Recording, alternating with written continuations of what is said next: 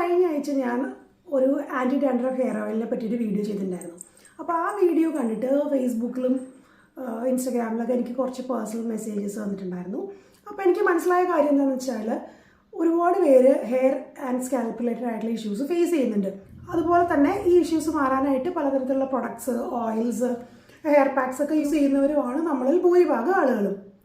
പക്ഷേ മിക്ക ആളുകൾക്കും ഹെയർ കെയറിനെ പറ്റിയിട്ട് ഒരു ക്ലാരിറ്റി കുറവുണ്ട്.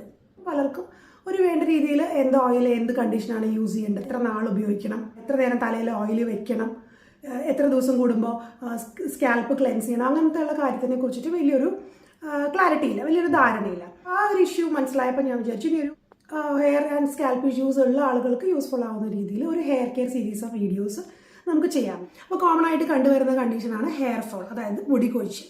നമുക്ക് ഒരു കുറച്ച് എമൗണ്ട് ഓഫ് മുടി നമ്മുടെ തലയിൽ നിന്ന് ഡെയിലി ഫോൾ ചെയ്യും, ഷെഡ് ചെയ്ത് പോകും. ബട്ട് നമ്മൾ ഒരു 100 മുടിയൊക്കെ അടുപ്പിച്ച് ഡെയിലി ബേസിസിൽ പോവുകയാണെങ്കിലാണ് അത് ഹെയർ ഫോൾ എന്ന് പറയുന്നത്. പിന്നെ കോമൺ ആയിട്ട് കണ്ടുവരുന്നത് ഡാൻഡ്രഫ്, ഇച്ചി സ്കാൽപ്പ്, സെബോറിക് ഡെർമറ്റൈറ്റിസ്. അപ്പോൾ ഈ 3 കണ്ടീഷൻ അസുഖങ്ങളുടെ കാര്യം എന്ന് പറയുന്നത് 3ഉം ഡിഫറൻഷിയേറ്റ് ചെയ്തെടുക്കാൻ കോമൺ ആയിട്ടുള്ള ആളുകൾക്ക് അറിയില്ല. ഇച്ചി സ്കാൽപ്പ് ആണെങ്കിലും നമ്മൾ താരൻ എന്ന് പറയും, ശരിക്കുള്ള ഡാൻഡ്രഫ് ആണെങ്കിലും താരൻ എന്ന് പറയും.